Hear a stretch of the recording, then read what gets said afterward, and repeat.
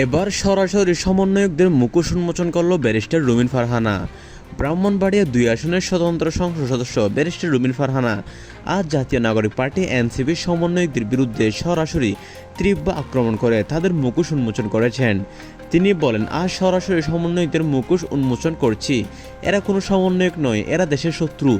জুলাই আন্দোলনের নাম করে দেশকে লুট করছে, জনগণের সঙ্গে প্রতারণা করেছে এবং দেশের শান্তি শৃঙ্খলা ধ্বংস করেছে। এদের আসল চেহারা এখন সবার সামনে উন্মোচিত হয়েছে।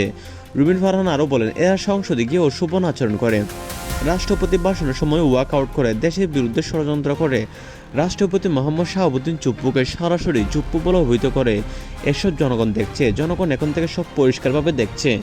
এমনকি কোন সময় এই মুখোশধারীদের ধরে ধরে দেশে ঝুলানো হয় তা এখনও কেউ জানে না। তার এই মুখোশ উন্মোচন বক্তব্য রাজনৈতিক মহলে ব্যাপক আলোড়ন সৃষ্টি করেছে।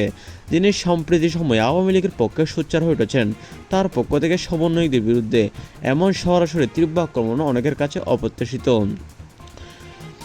আনুষ্ঠানিকভাবে প্রতিক্রিয়া আসেনি, তবে সামাজিক যোগাযোগ মাধ্যমে নেটিজনদের মধ্যে তুমুল আলোচনা চলছে। বিএনপি সরকার আমলে এনসিপি নিষিদ্ধ হওয়ার পর থেকে এখন ব্যারিস্টার রুমিন ফারহানার মুখে সমন্বয়কদের মুখোশ উন্মোচন।